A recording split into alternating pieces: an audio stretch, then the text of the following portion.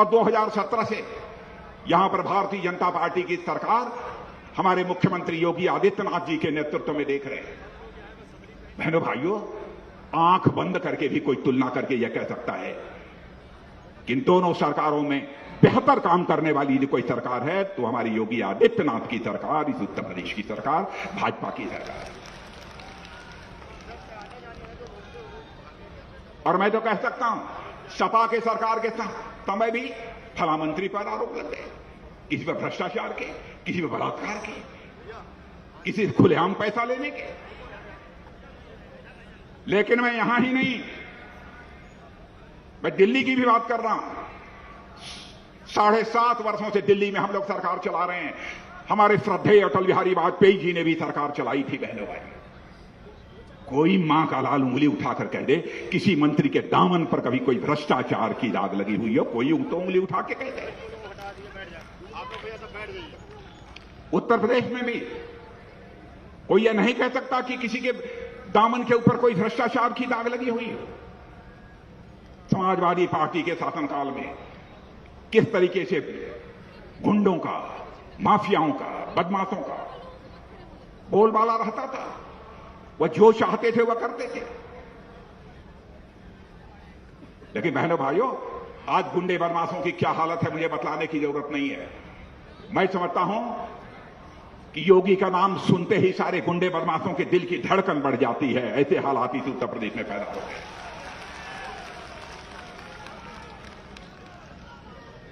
और मैं तो योगी आदित्यनाथ जी को सचमुच बधाई देना चाहता हूं। जिस प्रकार का सराहनीय काम उन्होंने किया है कानून और व्यवस्था के मोर्चे पर, और इस सच्चाई को भी हमको समझना चाहिए कि हम किसी राज्य अथवा किसी देश का हम विकास करना चाहते हैं, जब तक वहां पर कानून और व्यवस्था की स्थिति चाक चौबंद नहीं होगी, तब तक उस राज्य अथवा उस देश का विकास किसी भी सूरत में नहीं हो सकता है। यही कारण है कि हिंदुस्तान के दूसरे देशों से निवेश लोग उत्तर प्रदेश में आकर कर रहे हैं, कानून व्यवस्था बेहतर होने के कारण। पहले क्यों नहीं होता था? मुझे यह बताया गया है कि 4,75,00,000 का निवेश का प्रस्ताव उत्तर प्रदेश में आया है। माने यहां पर फैक्ट्रियां बनेंगी, तरह तरह के कल कारखाने बनेंगे, यह निवेश करेंगे लोग, बाहर के लोग यहां पर। और मैं रक्षा मंत्री होने के नाते एक चीज बतला देना चाहता हूं मेरे बहनों भाइयों, इसी उत्तर प्रदेश की धरती बगल में, इसी लखनऊ में ही मिसाइल जो बहुत दूर तक मार करती है, नीचे से ऊपर तक की मार करती है, ब्रह्मोस मिसाइल भी इसी उत्तर प्रदेश की धरती पर बनेगी। बहनों भाइयों, इसी उत्तर प्रदेश की धरती।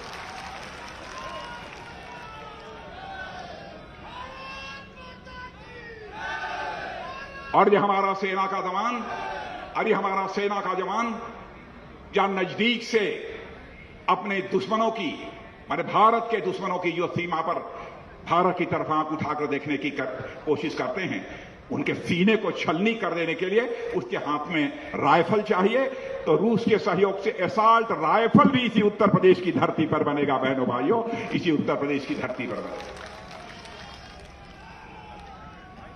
मैं योगी आदित्यनाथ जी की सरकार की मैं सराहना करना चाहता हूं। कमाल किया। कानून और व्यवस्था की स्थिति बेहतर होने का परिणाम यह रहा है कि जो हमारे उत्तर प्रदेश की अर्थव्यवस्था का आकार, यानी साइज हमारे अर्थव्यवस्था की, जो लगभग 11 लाख करोड़ हुआ करती थी, 5 वर्षों के अंदर इसको बढ़ाकर लगभग 22 लाख करोड़ रुपया करने का काम योगी आदित्यनाथ जी ने किया है। बहनों भाइयों, यह कोई छोटी बात नहीं है। इसके लिए मैं मुख्यमंत्री को अपनी तरफ से बधाई देना चाहता हूं। अर्थव्यवस्था के मामले में जो हमारा उत्तर प्रदेश हिंदुस्तान में 6ठे स्थान पर आता रहा है। जनसंख्या की दृष्टि से तो हम लोग नंबर 1 पर हैं, भारत में ही नहीं, दुनिया के अधिकांश देश 4-5 को छोड़ दीजिए, सब छोटे हैं। लेकिन अर्थव्यवस्था के मामले में अपने ही देश में हम 6ठे स्थान पर थे। यह मेरा आंकड़ा नहीं है, और मैं कहना चाहूंगा कि मेरी बात यदि कोई गलत हो तो हमारे प्रेस के मित्र इसे अखबारों में लिख दे।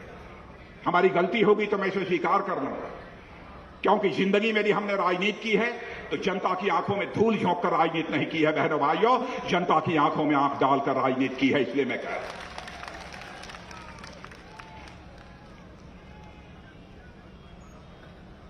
अर्थव्यवस्था जो पहले छठे स्थान पर थी अब दूसरे स्थान पर पहुंच गई भारत के अंदर। ईज ऑफ डूइंग बिजनेस, यानी बिजनेस करना कितना आसान है, कितना सरल है। इस मामले में जो रैंकिंग निर्धारित की है विदेशी एजेंसियों ने भी, उन्होंने भी कहा है कि जो उत्तर प्रदेश बिजनेस करने की दृष्टि से पूरे भारत में छठे स्थान पर था 2017 में, अब वह उछलकर दूसरे स्थान पर पहुंच गया है। पर व्यापार करना अब यहां पर इतना सुविधाजनक हो गया है, इतना आसान हो गया। यह स्थिति है। डिफेंस कॉरिडोर, मैंने भाइयों, हम लोगों के लिए सचमुच गौरव का विषय है कि हमारे प्रधानमंत्री आदरणीय नरेंद्र मोदी जी ने उत्तर प्रदेश के लिए डिफेंस कॉरिडोर दिया है। दक्षिण भारत में तमिलनाडु के लिए दिया है, तो उत्तर भारत में उत्तर प्रदेश के लिए डिफेंस कॉरिडोर दिया है। सारे बड़े बड़े प्लेटफॉर्म्स, टैंक्स, हथियार इसी उत्तर प्रदेश की धरती पर तैयार होंगे बहनों भाइयों। कमाल किया है यहां की सरकार ने। गन्ना किसानों का भुगतान किया है, इसके लिए भी मैं इस सरकार की सराहना करना चाहता हूं। और मुझे यह भी बताया गया है मिनिमम सपोर्ट प्राइस पर जो खरीद की है 78 लाख किसानों से बड़ी मात्रा में खरीद की है। बहनों भाइयों, भारतीय जनता पार्टी का जहां तक प्रश्न है, भारतीय जनता पार्टी सचमुच अन्नदाता मानती है अपने किसानों को। मैं भी गांव का रहने वाला हूं, मैं भी किसान का बेटा हूं, सामान्य परिवार की मां की कोख से पैदा हुआ हूं। किसानों के दर्द को मैं अच्छी तरह समझता हूं। बराबर किसानों की राजनीति से भी मैं जुड़ा रहा हूं। किसान को हम लोगों ने दूसरा भगवान माना है। और मैं याद दिलाना चाहता हूं, एक बार टिकैत साहब, जब मैं उत्तर प्रदेश का मुख्यमंत्री था, तो हमारे स्वर्गीय महेंद्र सिंह जी टिकैत, वो कुछ किसानों को लेकर, हजारों की संख्या में किसानों को लेकर लखनऊ में प्रवेश कर गए। अधिकारियों ने कहा साहब हम उनको बीच रास्ते में हम रोक देंगे, हम मुख्यमंत्री आवास उनको नहीं पहुंचने देंगे। मैंने कहा कि नहीं, 1000, 2000, 10,000 जितने भी किसान हैं सबको मुख्यमंत्री आवास पर आने दो। मैं किसानों का अभिनंदन करूंगा, अपने हाथों से करूंगा, मैं उनको हार पाने। और बहनों भाइयों, लगभग 4-5 हजार की संख्या में किसान मुख्यमंत्री आवास के सामने आ गए। स्वयं मैंने कहा गेट खोल दो, और गेट खोलकर सीधे उनका अभिनंदन करने के लिए बहनों भाइयों मैं उनके बीच चला गया। यह है किसानों के प्रति भारतीय जनता पार्टी की संवेदनशीलता। 3 कानून संसद ने पास किए थे कृषि से संबंधित, लेकिन मैं सचमुच जिस तरीके से प्रधानमंत्री जी ने अपनी दरिया दिल और अपने बड़प्पन का और बड़े दिल का परिचय दिया, कहा कि यदि हमारे किसानों ने ठान ही लिया है, हम उनको नहीं समझा पाए, बहुत कोशिश किया, तो कम से कम हम यह ऐसे हालात नहीं पैदा होने देना चाहते कि हमको कोई किसानों पर गोली कभी चलाने की नौबत आ जाए। हमारा चाहे जो कुछ भी हो जाए, लेकिन हमारी सरकार कम से कम किसानों पर गोली नहीं चला सकती बहनों भाइयों, किसानों का उत्पीड़न किसी भी सूरत में नहीं कर सकती। किसान के सामने बराबर हमारा सिर झुका हुआ है, हम सम्मान के नजरिए से उनको देखते हैं। देखिए कांग्रेस का इतिहास, अन्य राजनीतिक पार्टियों का इतिहास, मैं यहां सारा खुलासा नहीं करना चाहता हूं बंडल का। इनके हुकूमत में किसानों पर कितनी बार गोलियां चली हैं, उठाकर देख ले कोई पिछला इतिहास। मध्य प्रदेश ही नहीं, कई स्थानों पर गोलियां चली हैं बहनों भाई। सब तो सब इस उत्तर प्रदेश में राम भक्तों पर भी इसी समाजवादी पार्टी ने गोली चलाई है बहनों भाई।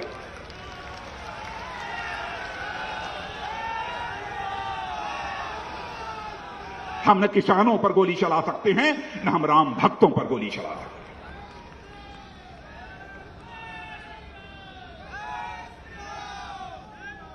हम भारत को जाति, पंथ और मजहब के आधार पर बांटकर भी सत्ता नहीं हासिल करना चाहते। यह सत्ता हमको मंजूर नहीं है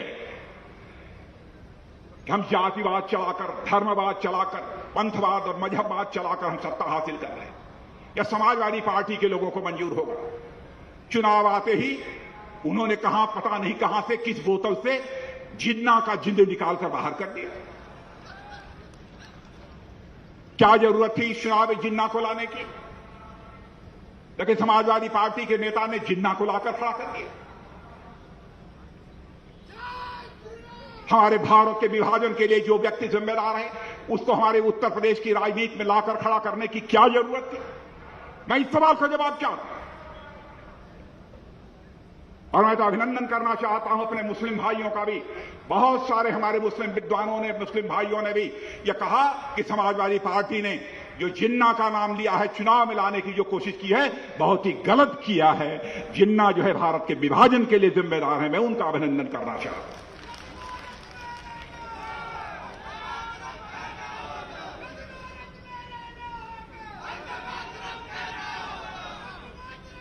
बहनों भाइयों,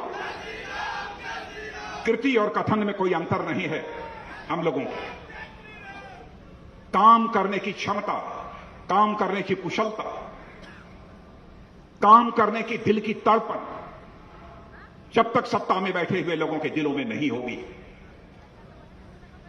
तब तक जनता की सेवा नहीं की जा सकती। अभी हमारे डॉक्टर दिनेश जी शर्मा चर्चा कर रहे थे कोविड के दौरान। जाकर देखिए दूसरे देशों में क्या हालत है।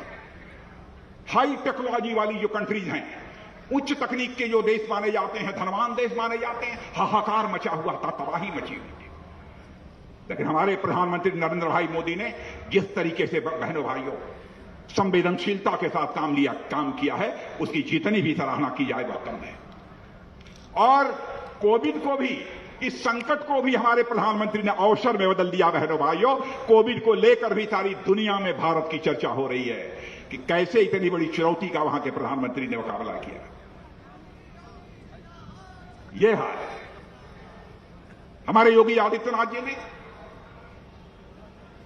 क्या कमाल किया है। बहनों भाइयों, योगी आदित्यनाथ जी ने इस उत्तर प्रदेश में कोविड को बढ़ने नहीं दिया। इतनी चाक चौबंदर मुकम्मल व्यवस्था की। बड़े बड़े देश जबकि कोविड के सामने घुटने टेक दिए, दुनिया के दूसरे देश तो आज भी इस कोविड के संकट से जूझ रहे हैं। और आपको जानकर आश्चर्य होगा, ऑक्सीजन की कमी हो गई थी, हाहाकार मचा हुआ था, हॉस्पिटल की बेड पर लोग दम तोड़ रहे थे, 900 मीट्रिक टन ऑक्सीजन की जरूरत थी। हमारे प्रधानमंत्री ने कुछ ही समय में 9000 मीट्रिक टन ऑक्सीजन की व्यवस्था कर दी। बहनों भाइयों, इसे कहते हैं काम करने वाला नेता, काम करने वाला। और आज मैं आपको बताना चाहता हूं, आज तो इतने ज्यादा प्लांट लगाए जा रहे हैं ऑक्सीजन के, इतने प्लांट कि बड़ा से बड़ा यदि संकट आ जाए तो भारत का कोई भी नागरिक ऑक्सीजन के अभाव में दम नहीं तोड़ने चाहेगा। बहनों भाइयों, ऐसे हालात हम लोगों ने अब तक पैदा कर दिए हैं। इसलिए मैं आप सबसे अपील करने आया हूं बहनों भाई, भारत को यदि सशक्त भारत बनाना है तो उत्तर प्रदेश को हमको जिताना पड़ेगा, जो हिंदुस्तान का सबसे बड़ा राज्य है। शानदार विजय दिलानी पड़ेगी। भारत का जहां तक सवाल है, मैं इतना यकीन दिला सकता हूं रक्षा मंत्री होने के नाते और हमारा एक मजबूत नेतृत्व प्रधानमंत्री के रूप में आदरणीय नरेंद्र मोदी जी के नाते कि बहनों भाइयों, हमने सारी दुनिया को भी यह संदेश दे दिया है, भारत का चरित्र रहा है। हमने न तो दुनिया के किसी देश पर कभी आक्रमण किया है, न तो हमने दुनिया के किसी देश की एक इंच जमीन पर कभी कब्जा किया है।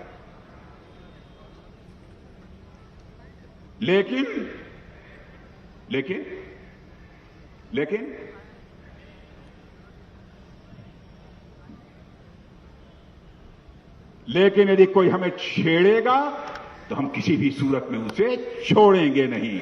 यह भी हम लोगों का संकल्प है। एक हमारा पड़ोसी देश या पश्चिमी भाग में है, पड़ोसी देश, नाम नहीं लेना चाहता, आतंकवादी गतिविधियों को बढ़ावा दे रहा है। कश्मीर में बराबर कोशिश करता रहता है भारत को अस्थिर करने की, भारत को तोड़ने की। लेकिन हमारे सेना के, हमारे पुलिस के, हमारे पैरामिलिट्री फोर्सेस के जवान म्यूचुअल कोऑर्डिनेशन के आधार पर मुंहतोड़ जवाब उसका दे रहे हैं। आपने देखा होगा ऐसे एक बड़ी वारदात जब आतंकवादियों ने कर दी तो हमारे प्रधानमंत्री ने फैसला कर लिया। उसके बाद क्या हुआ? उरी और पुलवामा की घटना जानते होंगे बहने भाइयों। हमारे सेना के जवानों ने धरती पर चलकर भी, हवा पे भी चलकर भी जाकर यह संदेश दे दिया कि हम यह ताकत रखते हैं तो जरूरत पड़ने पर केवल भारत की धरती पर ही मुंहतोड़ जवाब हम नहीं देंगे, जरूरत पड़ी तो तुम्हारे देश की धरती पर भी आकर हम मुंहतोड़ जवाब दे सकते हैं। यह भारत के अंदर कुवत है, यह भारत की हैसियत है। यह करके हम लोगों ने दिखा दिया। इसलिए बहनों भाइयों, मैंने तो मोदी जी को, मैंने कहा है योगी जी को, योगी जी एक तेज तर्रार बैट्समैन की तरह, क्रिकेट का जो खिलाड़ी है उस तेज तर्रार खिलाड़ी की तरह बैटिंग कर रहे हैं, बैटिंग करते जाइए। और आपने देखा होगा कि मोदी जी कंधे पर हाथ रखे थे योगी जी को, वह ट्वीट गया तो लोगों ने कहा क्या कह रहे थे कान में? कुछ कह नहीं रहे थे, कह रहे थे योगी जी धड़ाधड़ बल्लेबाजी करते जाओ, बल्लेबाजी करते जाओ, बल्लेबाजी करते जाओ और भारतीय जनता पार्टी को शानदार विजय होकर गई। तो बहनों भाइयों, हम यह मान लें विजय तय, 2/3 बहुमत से अधिक आएगा। एक बार हाथ उठाइए, एक बार खड़े हो जाइए। अब मैं मीडिया के मित्रों को कहूंगा, देखिए इनको, अब बोलिए एक बार, भारत माता की, भारत माता की, भारत माता की।